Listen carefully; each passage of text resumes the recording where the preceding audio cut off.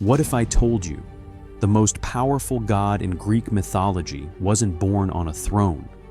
He was hidden in a cave, raised in secret, and destined to overthrow his own father. This is the story of Zeus, the king of Olympus, lord of thunder, and the god who changed everything. Long before gods ruled Olympus, the Titans controlled the universe. The ruler of the Titans, Cronus, feared a prophecy that his child would one day overthrow him. His solution? He swallowed each of his newborns whole. Hestia, Demeter, Hera, Hades, Poseidon, one by one, gone. But when his wife Rhea gave birth to her sixth child, she couldn't let him die.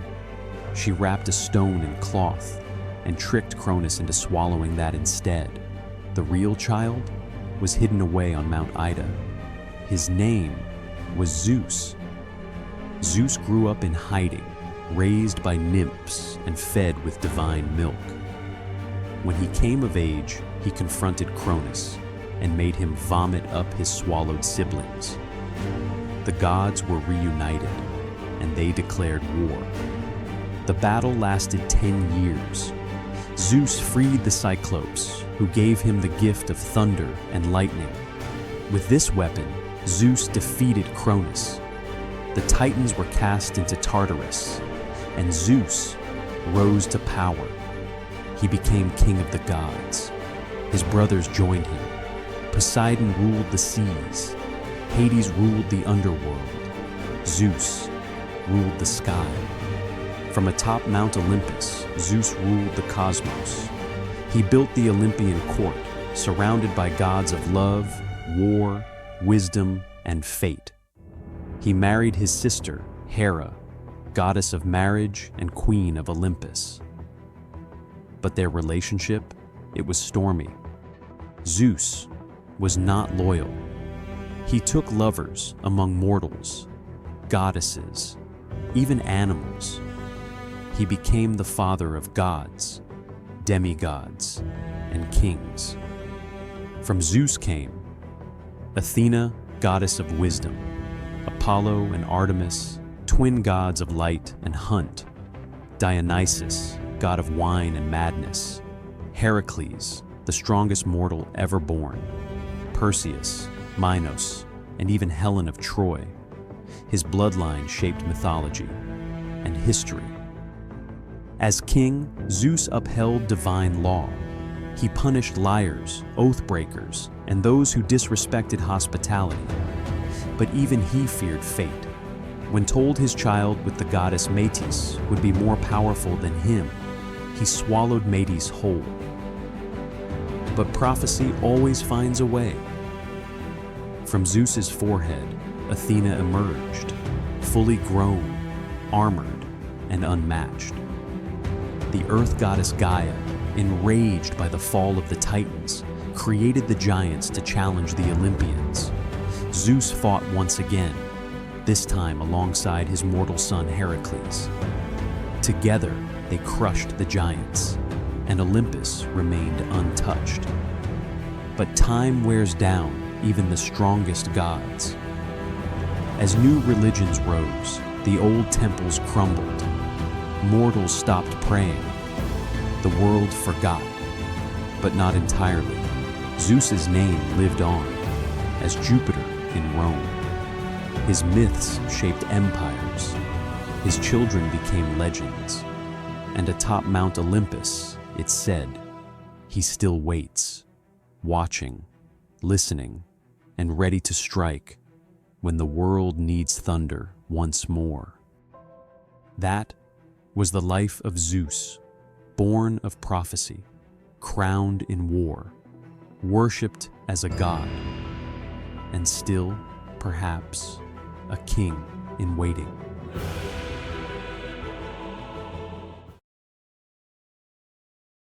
She was the queen of the gods, majestic, powerful, and feared. But behind her golden crown burned a storm of vengeance. Wife to Zeus, goddess of marriage and destroyer of his lovers. This is the story of Hera, the unbroken queen of Olympus. Hera was born of the titans Cronus and Rhea, sister to Zeus, Poseidon, and Hades, one of the 6 children who would rule Olympus. When Zeus defeated his father and freed his siblings, he courted Hera, but she refused him again and again. So Zeus turned himself into a cuckoo bird, cold and helpless, and when Hera cradled it to her heart, he transformed back and claimed her as his queen.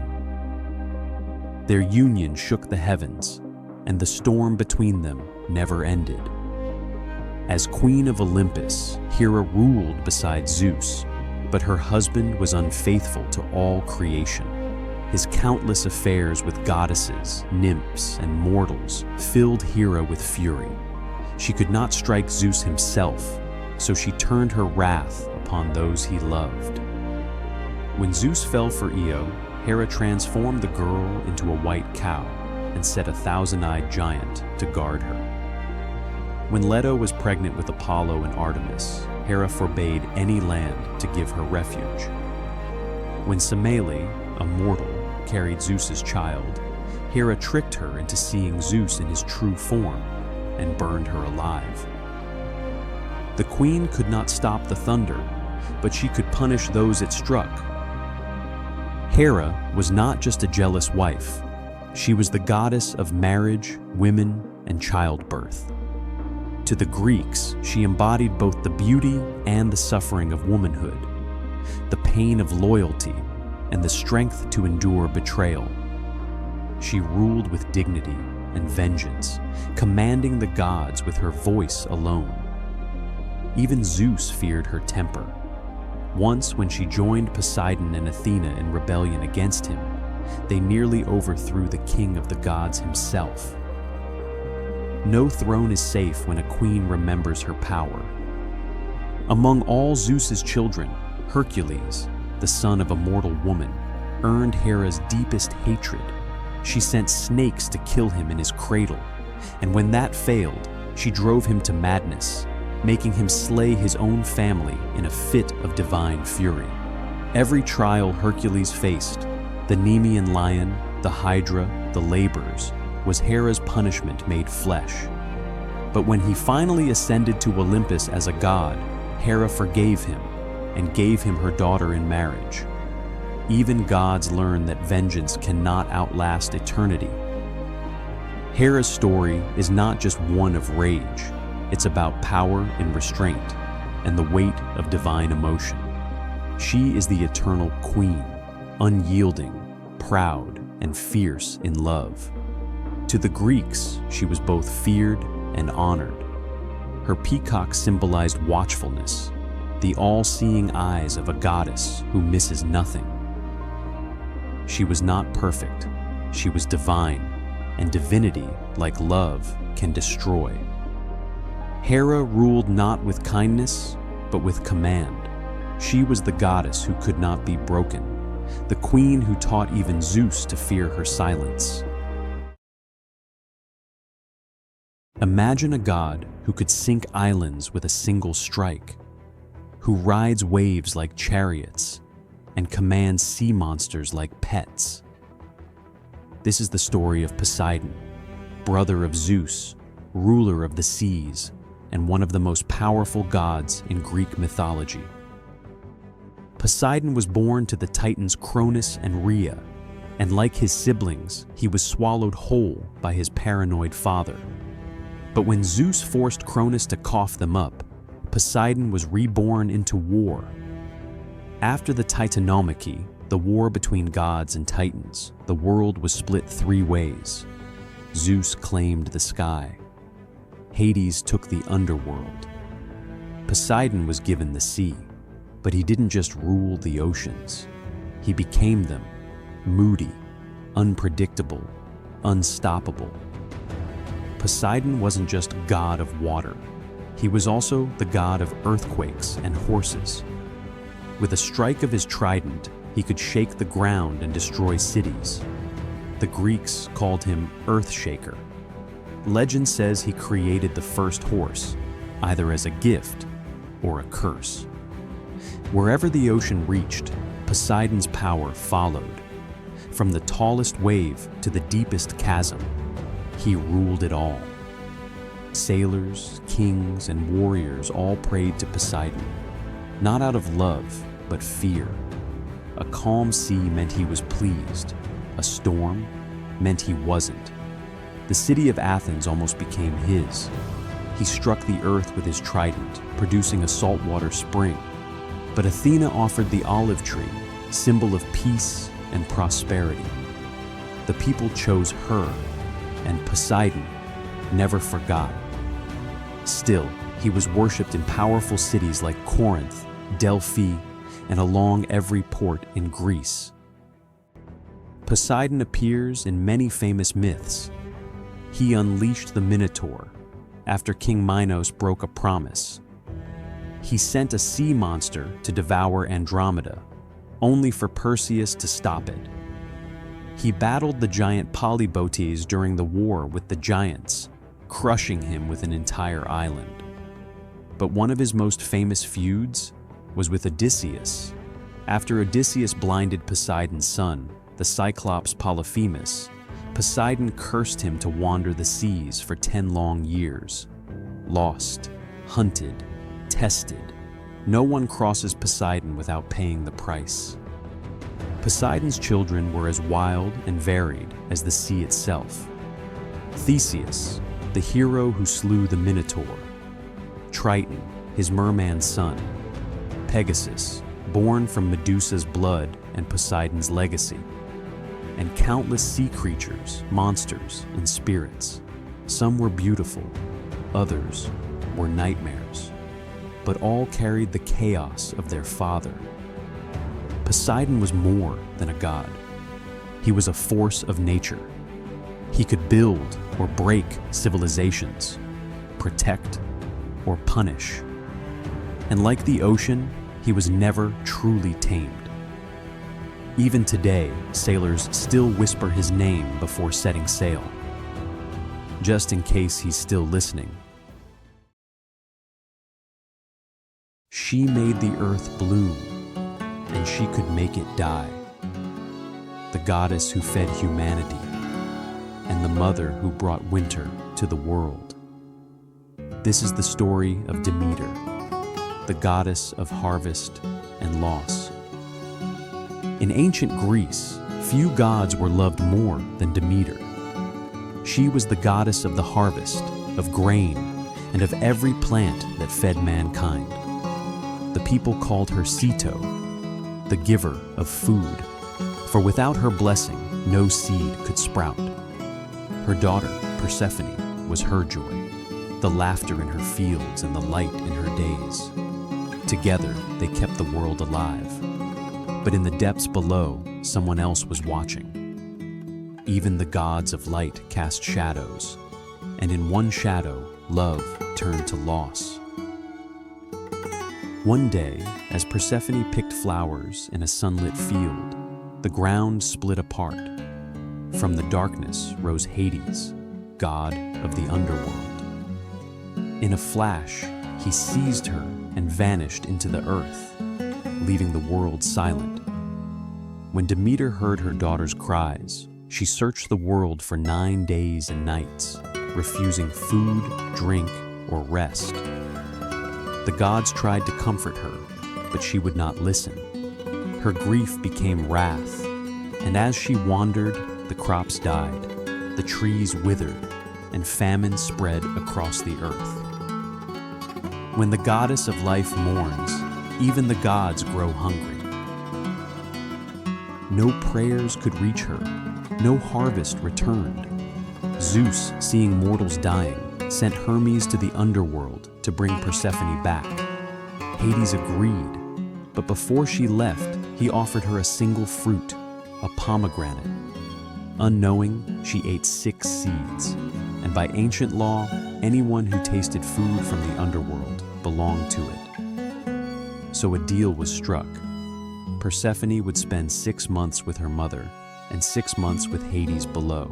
And from that bargain, the seasons were born. When Persephone returned each year, Demeter's joy made the world bloom again. Flowers opened, fields ripened, and spring returned. But when her daughter descended back to Hades, Demeter's sorrow fell over the land. The earth grew cold and barren, and winter began. In her grief and renewal, the Greeks saw the rhythm of life itself, the cycle of growth, loss, and rebirth. Love made the flowers bloom. Loss taught the world to wait for spring. The mystery of Demeter became the heart of one of Greece's most sacred rituals, the Eleusinian Mysteries, ceremonies that promised the secrets of life, death, and rebirth to those who believed. They taught that, like Persephone, every soul would one day return from darkness into the light. Demeter wasn't just a goddess of crops. She was the mother of humanity's hope that death is not the end, but part of the cycle. Demeter gave us life, and the understanding that all things must sleep before they rise again. Her love fed the earth. Her grief gave us winter, and her hope gave us spring. What if the most feared warrior of Olympus was never born in the usual way? No mother, no childhood, just a god, bursting fully formed from the skull of Zeus himself. This is the story of Athena, the goddess of wisdom, war, and strategy, feared by gods, respected by mortals, and never defeated. The story of Athena begins not with a mother, but with fear. Zeus, king of the gods, was warned. If his lover, the goddess Metis, gave birth to a son, it would one day overthrow him. So Zeus did what any paranoid god would do. He swallowed Metis whole while she was pregnant. For months, nothing happened. Until Zeus's head began to throb. The pain was unbearable.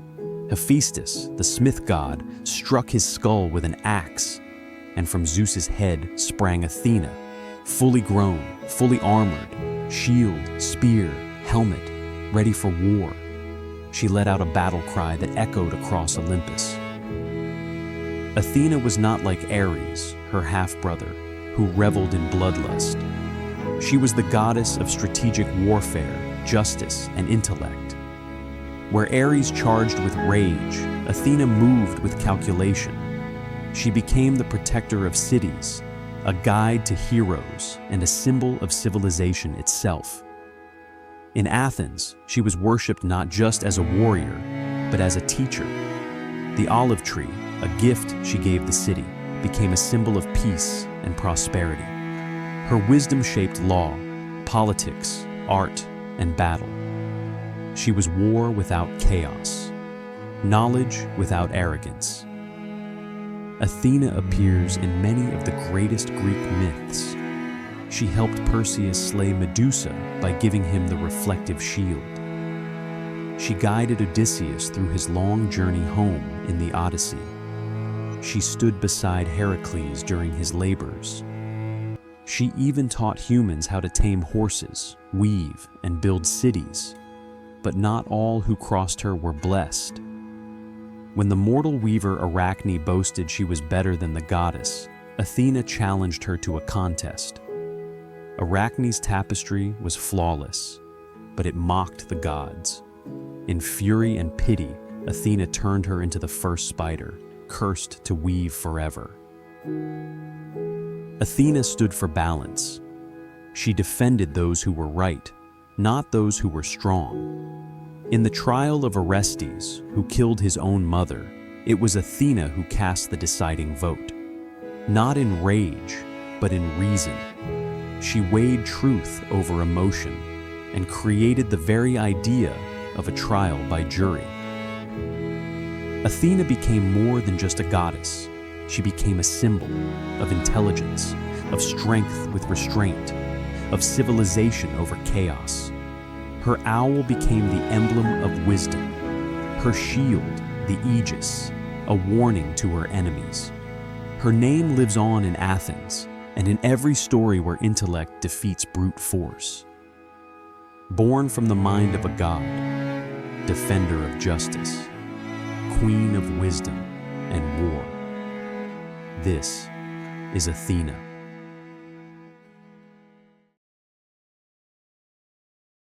He was the god of the sun, but also of music, prophecy, and plague, a bringer of beauty and of death, twin to Artemis, son of Zeus, and the voice of the oracle at Delphi. He was worshipped across all of Greece, feared by kings and loved by poets. This is the story of Apollo, the god of light and prophecy. Long before Apollo's name echoed through temples, his mother Leto fled through the world, hunted by the jealous goddess Hera. Hera had forbidden any land to give Leto refuge, for she carried the children of Zeus. At last, the floating island of Delos rose from the sea and offered sanctuary. There, beneath the olive trees, Leto gave birth to twins, Artemis, the moon, and Apollo, the sun. As soon as Apollo touched the earth, light spread across the island. Swans circled above. The god of the lyre, the bow, and the radiant dawn had arrived. Wherever Apollo walked, darkness fled.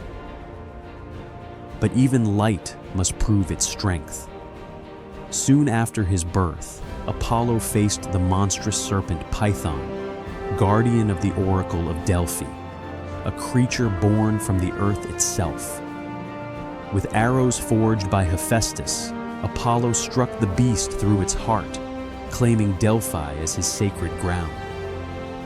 At that place, his priestess, the Pythia, would one day speak his prophecies, her words shaping the fate of heroes and kings for centuries. From the blood of the serpent rose the voice of the sun. Apollo's gift was not only power, it was harmony. The god invented the lyre, a stringed instrument that could calm storms and heal sorrow. He became patron of music, poetry, and the arts, leading the 9 muses in their eternal dance. But his pride was as bright as his talent. When the satyr Marsyas challenged him to a contest of music, Apollo accepted. Marsyas played beautifully, until Apollo demanded they play their instruments upside down. The mortal failed, and the god flayed him alive, a reminder that divine perfection does not forgive competition. The god of music could also play the strings of cruelty. From Delphi, Apollo spoke to the world through his oracle. Kings, warriors, and philosophers came to hear his riddles, prophecies that guided the destiny of Greece. One such prophecy warned of Oedipus, who would unknowingly kill his father and marry his mother, a tale that proved that even when the truth is known, fate cannot be avoided. Apollo's gift of foresight was both a blessing and a burden, because knowing the future often leads to tragedy. He gave mankind the light of knowledge, but not the power to change it. For all his brilliance, Apollo's heart was often broken. When he mocked Eros, the god of love, Eros struck back, firing 2 arrows, a golden one for Apollo, a lead one for the nymph Daphne. Apollo fell madly in love. Daphne fled in terror. As he reached for her, she prayed for escape, and her body turned into a laurel tree. Heartbroken, Apollo made the laurel his sacred symbol, worn by victors and poets. Later, he loved a mortal youth named Hyacinthus, but a tragic accident, or perhaps the jealousy of the wind god Zephyrus, killed him. From Hyacinthus's blood grew the hyacinth flower, marked forever with Apollo's grief. For a god of light, Apollo's love was often shadowed by loss. Apollo was never just a god of light. He was balance itself. He healed the sick, but unleashed plague on the unworthy. He inspired music, but punished pride. He gave light to mortals, but blinded those who dared challenge the gods. In every story, Apollo stands for order, clarity, and the dangerous brilliance of truth, the flame that warms and burns. Apollo was the god who brought light to the world and reminded us that even light can destroy what it touches. He was creation, destruction, and perfection in one radiant form. When the gods went to war, his laughter shook the earth. His rage made flesh, the god of battle, blood, and unending conflict, feared by men, despised by gods, and yet worshipped by warriors. This is the story of Ares, the god of war and fury. Ares was born of Zeus and Hera, but unlike the golden gods of Olympus, he inherited none of their grace, only their wrath. He was the god of raw war, the noise and madness of the battlefield. While his sister Athena represented strategy and victory, Ares was pure chaos, blood, fire, and fear. The Greeks both revered and hated him. To call upon Ares was to summon destruction itself. He was not the god who won wars. He was the god who made them happen. Even the god of war could fall, and he fell for Aphrodite, the goddess of love. Their affair became one of the most infamous in Olympus. By day, Ares bathed in blood. By night, he lay in the arms of beauty. But even gods are not safe from shame. When Hephaestus, Aphrodite's husband, discovered their betrayal, he trapped the lovers in a net of unbreakable chains and exposed them to the laughter of every god on Olympus. Yet, Ares and Aphrodite remained inseparable, their love symbolizing the eternal bond between love and war, creation and destruction, desire and violence. Where love burns, war is never far behind. Ares rode into every war surrounded by his twin sons, Phobos, fear, and Deimos, terror, and his sister Eris, the goddess of discord. Together, they turned battlefields into nightmares, but Ares was not invincible.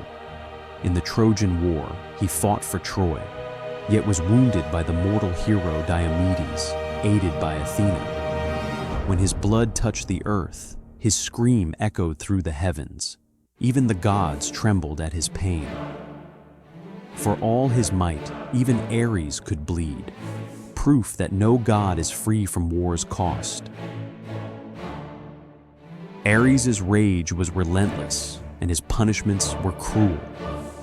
When the giant Aloati brothers trapped him in a bronze jar for 13 months, the world plunged into chaos without war, until Hermes finally freed him, restoring the balance between peace and conflict. In another tale, Ares' son Ascalaphus was slain in battle. Overcome with grief, Ares slaughtered countless warriors, proving that even the god of war could be undone by love. In his rage, he destroyed armies. In his sorrow, he destroyed himself. To the Greeks, Ares was more than a god. He was a truth. He was the storm that lives inside every heart, the violence that humanity cannot escape. Unlike Athena's clever victories, Ares was the cost of war, the screaming, the blood, the endless cycle of revenge. He wasn't worshipped to win. He was worshipped to survive. Ares was the god who loved beauty and lived for chaos. The one who showed mortals that war isn't glorious, it's eternal. He is the fury that sleeps in every soul, waiting for the sound of the next battle. She runs with wolves and hunts under the moonlight. She is both protector and predator, beautiful, wild, and merciless. Born from the light of the moon and the silence of the forest, this is the story of Artemis, the goddess who could not be tamed. Artemis was born to the Titaness Leto and Zeus, king of the gods. But Hera, jealous of her husband's infidelity, cursed Leto. No land on earth would let her give birth. Finally, the floating island of Delos gave her refuge. There, beneath the silver light of dawn, Leto gave birth to Artemis, and soon after, to her twin brother, Apollo. The legend says Artemis was born first and helped deliver her own brother, becoming the protector of childbirth from that moment on. Even as a child, she was the guardian of life and the silence before it. From the moment she could walk, Artemis asked her father Zeus for eternal virginity, a silver bow, and dominion over the wilderness. She wanted no husband, no master, only freedom. Her companions were nymphs, deer, and wolves, and her arrows never missed their mark. To the Greeks, she was the spirit of untamed nature, beautiful but dangerous, serene but deadly. To see her hunting in the night was to see the wild itself come alive. Artemis could be kind, but when angered, her vengeance was swift and merciless. The hunter Actaeon once stumbled upon her bathing in the forest. No mortal could see the goddess unclothed and live. With a flick of her hand, she transformed him into a stag, and his own hunting dogs tore him apart. Another time, when Niobe, a mortal queen, mocked Leto and boasted she was greater because she had more children, Artemis and Apollo descended from the sky and slew all of Niobe's sons and daughters, leaving her weeping, turned to stone. The goddess of purity did not forgive pride. Despite her vow of chastity, Artemis once found companionship in the giant hunter Orion. They hunted side by side and shared a bond deeper than friendship. But Apollo, her brother, grew jealous of Orion's pride, or perhaps of Artemis's affection. One day, Apollo tricked her. He pointed to a small figure swimming far out at sea and dared her to strike it with an arrow. Her aim was perfect, and when the waves washed the body ashore, she discovered she had killed Orion. Heartbroken, she placed him among the stars, where he still shines beside her in the night sky. Even the moon goddess could not escape the tragedy of love. Artemis was more than a huntress. She was a protector of women and children, the goddess who watched over childbirth, but also punished those who harmed the innocent or desecrated nature. She represented balance, life and death, wildness and purity, creation and destruction. To the Greeks, she was a reminder that freedom has a price, and that even the goddess of the moon could strike like an arrow when disrespected. She demanded reverence, not devotion, respect, not love. Artemis was not a goddess of gentleness. She was the heartbeat of the wild, the moon's silver light that both guides and blinds. She taught mortals that nature can nurture, but it can also hunt. He was the god they cast from the heavens, broken, crippled, unwanted. But from his pain, he forged power greater than the gods who rejected him. This is the story of Hephaestus, the god of fire, forge, and divine creation. Hephaestus was born to Hera, queen of the gods. But when she saw her son's crippled legs, she was filled with shame. And in her fury, she threw him from Mount Olympus. He fell for a full day and night before crashing into the sea. Broken and alone, he was found by sea goddesses Thetis and Eurynome, who raised him in secret. Deep beneath the waves, Hephaestus built his first forge, and there, the outcast god began to craft wonders that would one day make Olympus kneel. From the depths of rejection, he built fire. Years later, Hephaestus returned to Olympus, not as a crippled child, but as a master craftsman. He forged weapons, thrones, and miracles. Zeus's thunderbolts, forged in lightning and fire. Achilles' shield, said to hold the map of the world. Hermes' winged sandals and Helios' chariot of the sun. Even the palaces of the gods were built by his hand. Each strike of his hammer sang with divine skill, each spark a testament to his endurance. He could not walk among the gods, so he built their world instead. But Hephaestus never forgot his mother's cruelty. To take revenge, he crafted a golden throne, perfect, radiant, irresistible, and sent it to Hera as a gift. When she sat upon it, invisible chains wrapped around her body, binding her tight. No god could free her, not even Zeus. The Olympians begged Hephaestus to return, but he refused, until Dionysus, god of wine, got him drunk and carried him back. When Hephaestus released Hera, the gods rewarded him with a seat on Olympus and Aphrodite's hand in marriage. His vengeance became his crown. Aphrodite, goddess of love and beauty, and Hephaestus, god of fire and craft, an impossible pair. While he toiled at his forge, she found comfort elsewhere, most often with Ares, the god of war. But Hephaestus discovered their affair. He crafted an unbreakable net of gold and trapped the lovers in the act, exposing them before all Olympus. The gods laughed at Ares, at Aphrodite, and at Hephaestus himself. But beneath that laughter, they all understood one thing. The crippled god was no fool. He could not win their love, but he made them respect his power. Hephaestus lived not for glory, but for creation. He forged beauty from pain and purpose from rejection. He proved that strength is not only in the body, but in the hands, the mind, and the will to rise again. Every spark from his forge was a heartbeat, every flame a rebellion. He was the god of fire, but his true power was endurance. Hephaestus was born broken, but he forged the very weapons that made the gods immortal. From pain, he built power.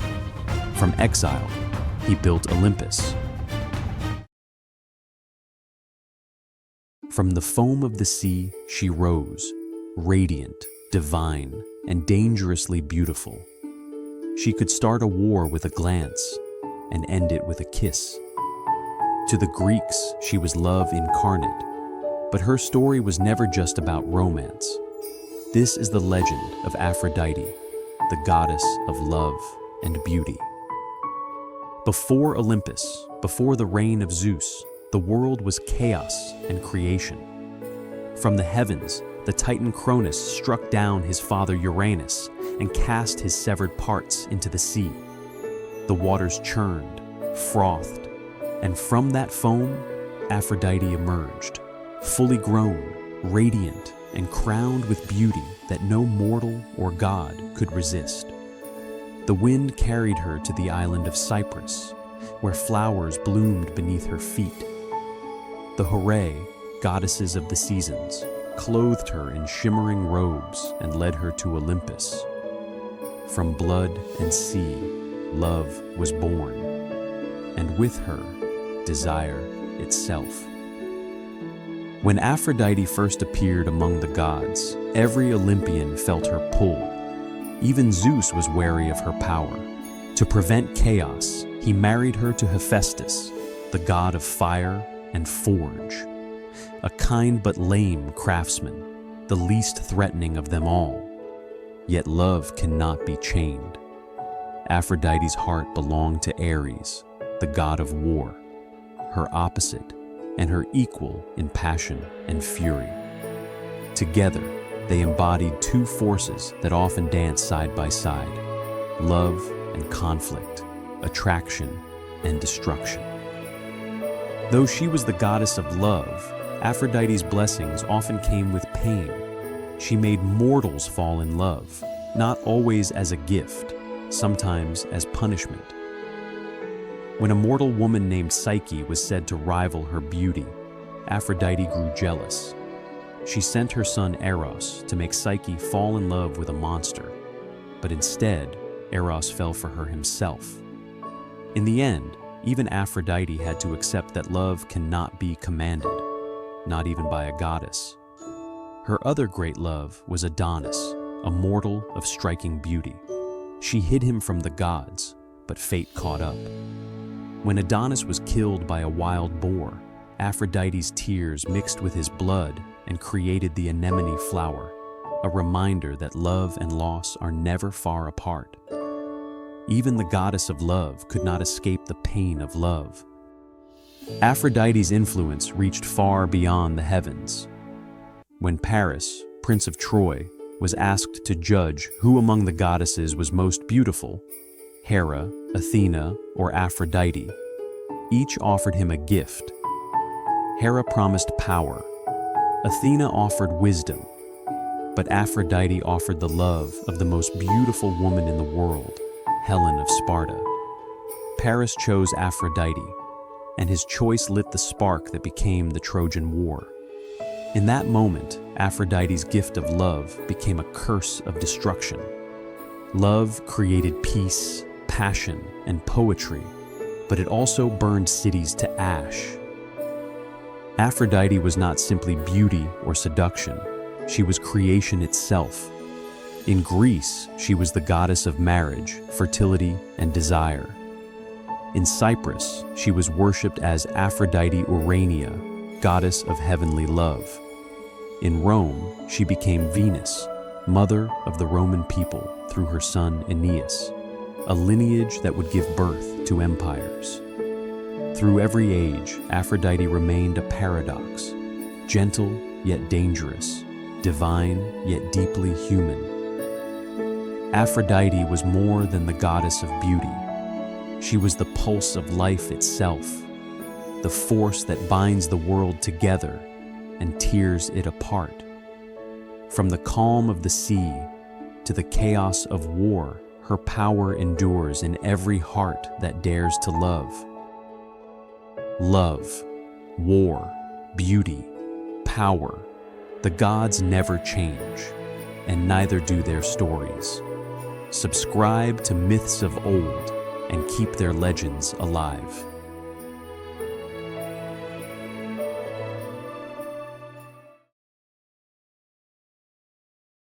He could outsmart Apollo, outrun death, and steal from the gods themselves. The fastest mind on Olympus, and the only god who could walk between worlds. This is the story of Hermes, the trickster, the messenger, and the guide of souls. Hermes was born in a cave on Mount Olympus, the son of Zeus and the nymph Maia. By the time he was 1 day old, he had already begun causing trouble. That night, the infant god slipped out of his cradle, crept into the sunlight, and found a herd of sacred cattle belonging to his brother Apollo. He stole them, reversed their hoofprints to hide his trail, and invented the first lyre from a tortoise shell to pass the time. When Apollo caught him and dragged him to Olympus, Hermes simply played his new instrument, and the god of music was so enchanted, he forgave him instantly. Hermes lied to a god and got away with it, not through strength, but through charm. Zeus saw his cleverness and made him the herald of the gods, the divine messenger who could travel faster than wind. With his winged sandals and caduceus staff, Hermes carried commands from Olympus to Earth and to the underworld. He was the bridge between realms, the god who could speak to gods, mortals, and the dead alike. To travelers, merchants, and even thieves, Hermes was a guardian, not of laws, but of movement, wit, and luck. He didn't just carry messages, he carried balance between chaos and order. Few gods dared to enter the underworld. Hermes did it every day. As Psychopomp, the guide of souls, he led the spirits of the dead down to the realm of Hades, a journey no mortal could make alone. To the dying, Hermes was the last kind face they'd see, not a god of death, but of safe passage. When all others turned away, Hermes walked beside you, even into the dark. Hermes loved games, mischief, and stories. He was the patron of thieves and liars, but also the protector of cleverness and quick thinking. He helped Perseus slay Medusa by giving him a sword and winged sandals. He aided Odysseus, warning him of Circe's spells and guiding him home. Yet he also tested mortals, teaching them that intelligence was not just a gift, it was a weapon. Zeus ruled with thunder, Athena ruled with wisdom, but Hermes ruled with wit, and no one ever caught him. To the Greeks, Hermes was everywhere, in every trade, every journey, every clever idea that came in a flash. He was the spark of imagination and freedom, the god who blurred the lines between divine and mortal, right and wrong. Even now, he represents the part of us that won't be tamed, the wanderer, the dreamer, the trickster who dares to laugh at the rules. He is the god who runs through every story, because every story begins with a message. Hermes wasn't just the messenger of the gods. He was the messenger of ideas, curiosity, and chaos itself. He reminds us that cleverness can change fate, and sometimes mischief is divine. He was loved and feared. The god who brought wine, joy, and freedom, but also madness, frenzy, and death. Worshipped by the common people, rejected by kings, Dionysus was the god no one could ignore. This is the strange and powerful story of the twice-born god of wine, Dionysus. Long before Dionysus led his followers into the forests, he came into the world in a most unusual way. His mother, Semele, was a mortal woman, beloved by Zeus himself. But Hera, queen of the gods, grew jealous. Disguised, she tricked Semele into demanding that Zeus reveal himself in his full divine glory. Zeus agreed, but no mortal could withstand the sight of a god. His lightning consumed Semele, leaving only ashes. Yet inside her womb, the child still lived. Zeus reached into the fire, rescued his unborn son, and sewed him into his own thigh until he was ready to be born. And so Dionysus became the god who was twice born, first of a mortal mother, and then of the king of the gods himself. From the beginning, Hera's hatred followed him. To protect the boy, Zeus sent him far away. He was raised by nymphs, hidden from Hera's wrath, and surrounded by wild nature. As he grew, he gathered a following. The Maenads, women driven to ecstatic frenzy, and satyrs, drunken half-beasts. Together they roamed the mountains, celebrating life, breaking laws, and defying the gods. Dionysus was god of liberation, of losing control to find the truth beneath. Dionysus wandered the edges of the world, among mortals, not gods. And wherever he traveled, he brought with him the gift of the vine. Grapes blossomed, wine flowed, and mortals learned both joy and release. But Dionysus was not only a bringer of happiness. Those who denied his divinity discovered another side to him, one that brought confusion, frenzy, and madness. The greatest tale of his wrath is the story of King Pentheus of Thebes. When Dionysus returned to his mother's homeland, Pentheus mocked him. He called the new god a fraud and mocked the women, the Maenads, who worshipped him in ecstatic rituals. Dionysus did not strike him down with lightning or thunder. Instead, he tricked Pentheus into spying on the Maenads in the forest. The king, disguised in women's clothing, climbed a tree to watch their secret rites.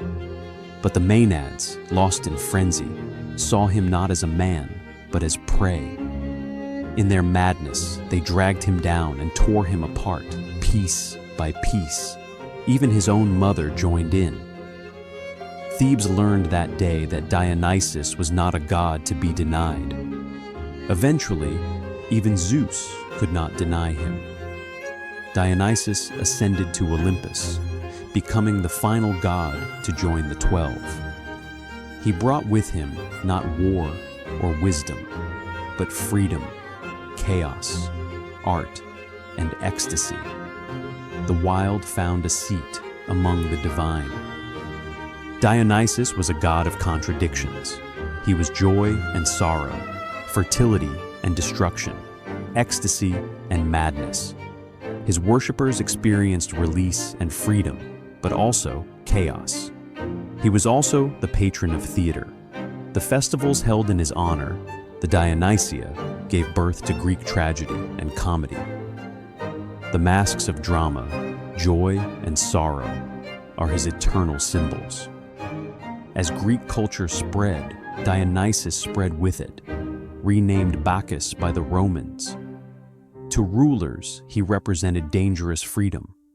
To the poor and the outcast, he was a god who walked among them. His worship never fully vanished. The theater, the symbol of the grapevine, and the enduring fascination with passion and frenzy all trace back to Dionysus. Dionysus was more than the god of wine. He was the spirit of ecstasy, the patron of theater, and the reminder that joy and madness are never far apart. Not all gods seek glory. Some rule in silence. Some hold the power of life, death, and everything that lies beyond the grave.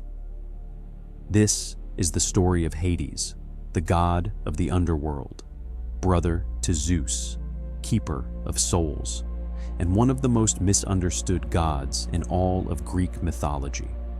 Hades was born to the Titans Cronus and Rhea, just like Zeus and Poseidon. But like his siblings, he was swallowed at birth, only to be freed when Zeus overthrew their father. After the war with the Titans, the brothers divided the world. Zeus ruled the skies, Poseidon took the seas, and Hades was given the underworld, a place of shadows, judgment, and eternal rest. While Zeus lived among the clouds and Poseidon ruled the waves, Hades built his throne in silence. Contrary to modern belief, Hades wasn't evil. He wasn't the Greek version of the devil. He didn't punish the wicked. That was the job of the Furies and the judges of the dead. Hades maintained balance. He ensured the dead stayed where they belonged. His realm, the underworld, was complex. The fields of asphodel for ordinary souls, the Elysian fields for heroes and the righteous, and Tartarus for those who truly deserved punishment. Hades ruled it all, not with cruelty, but with order. The Greeks called him the Unseen One, for no mortal looked upon him and lived. He wore a helm of invisibility, crafted by the Cyclops. When he walked the earth, none could see him, only feel the dread of his passing. He rarely left his realm, and unlike the other gods, he never sought worship. But all feared him, because all would one day meet him. The most famous tale of Hades is his abduction of Persephone, daughter of Demeter. He rose from the earth in a golden chariot, seized her, and vanished back into the underworld. Demeter's grief stopped the growth of all crops. The earth turned cold. Eventually, a deal was struck. Persephone would spend part of the year with Hades and part with her mother.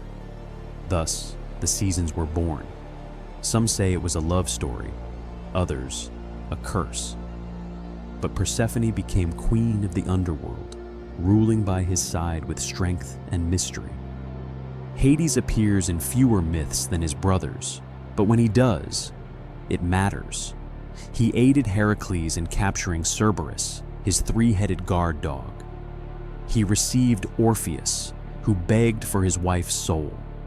He struck fear into even the gods, for death answered only to him. But unlike Zeus or Poseidon, Hades did not seek conquest. He ruled what others feared to touch. Hades was never a villain. He was a guardian, a keeper, a king. He didn't rage like Zeus or flood like Poseidon. He simply waited in silence. Because in the end, all roads lead to Hades.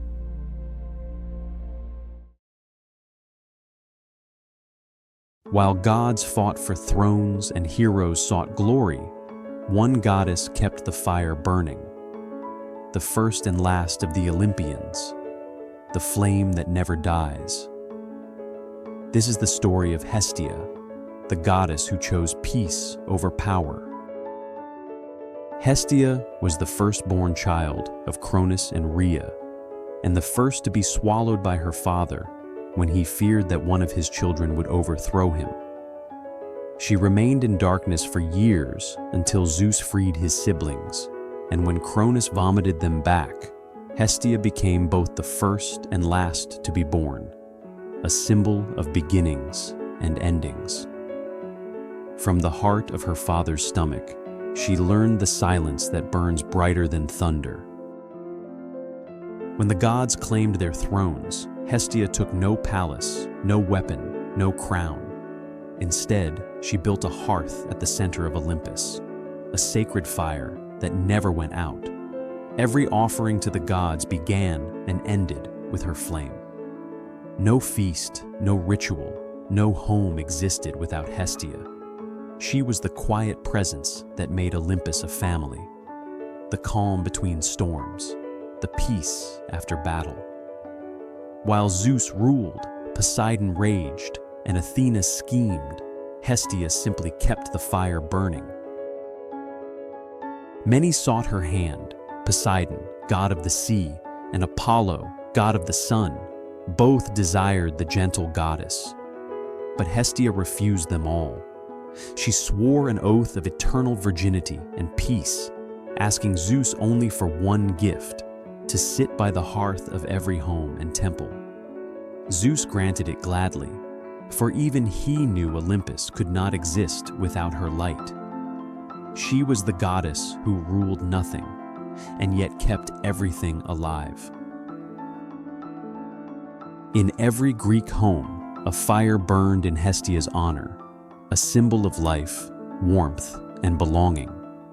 When new cities were founded, settlers carried embers from her sacred flame to light the hearth of their new home.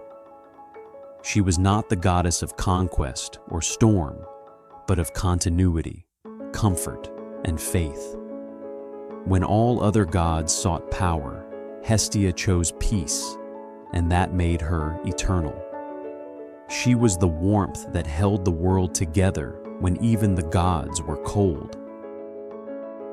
In myths, Hestia rarely appears, not because she was unimportant, but because she was ever present.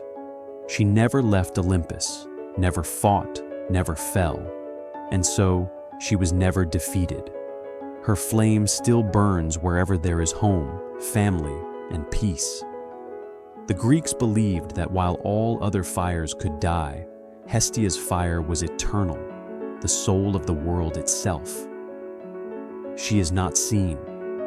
She is felt in every light that warms the dark. Hestia never sought glory. She never waged war. Yet she became the goddess that every mortal needed most, the flame that guards every home, every heart, every hope. You've heard the story. Now, join the myth. Give the video a like, subscribe, so that the eternal fire of mythology burns brighter.